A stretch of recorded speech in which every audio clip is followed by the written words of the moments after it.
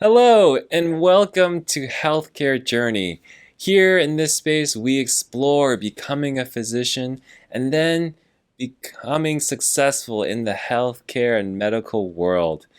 Thank you so much for being here. Would you like and subscribe this video? I truly appreciate your support as we get into our topic for today.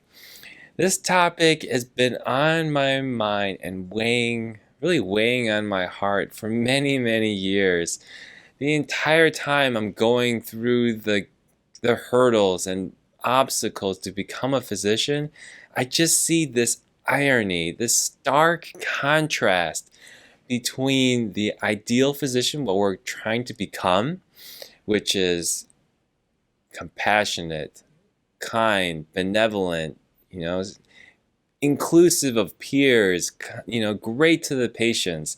And then the contrast to the person who is trying to become a physician and how ugly and the adaptations that we need to take on and skills we need to take on in order to succeed and beat out the competition. Okay? So as I was going through high school and college, you see the amount of pre-meds and you start to understand that not all of us can become doctors. We all wish we could. We all wish there were enough spots for medical students to accommodate everyone's interests, but you know, when they grade people on the curve and you don't always get the grade you deserve, you start thinning out the herd, and that's intentional, okay? But what's happening underneath the surface? People are competing, and it's like academic warfare. And I'm sure you know what I mean. People are not sharing notes. Maybe your notes are being stolen. Okay, books are maybe being stolen. You're not including others into your study group. It's a very secret club. There's politics. There's cliques, and how ugly is that? I mean, really, if you took a look at how your study habits were and how you treated your peers, would you want yourself as a physician with those kind of attributes? I sure didn't. But I knew that these were skills I needed to take on in order to survive. Otherwise, people were going to just, start to oust me. And really, you have to stomp on your competition in order to get to the top. Take, for example, honor societies. They only take maybe the top 10%. Okay, so if you really wanted that, you have to make it there by beating others out. Okay, and it's relentless. It is when you get to medical school, you think it's a little bit easier because you got a spot. You're gonna become a doctor, but no, you've got to compete for residency positions. You have to compete for honors. If there's a physician leader, you start brown nosing. You start trying to get the answers before anyone else does. And then you think as a physician it's over. I'm sorry, it is not over. And I'll tell you one secret. It's kind of a foreshadowing for a future topic, but I'll tell you a big secret. Doctors are not nice to each other. Okay? Maybe you had this nice dream in your head where as a professional, you're going to be collaborating with patients. There isn't any fighting. You know what everyone's doing like parts to a body.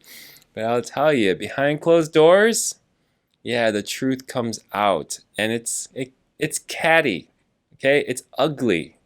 And again, how do you expect any different? You had these attributes and skills that took you to this level of professional as a professional, and you think they're just going to suddenly disappear?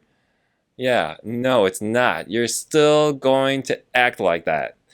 Okay, and of course you got to put on your facade when you see your patients. You want to be professional, and of course you care about your patients.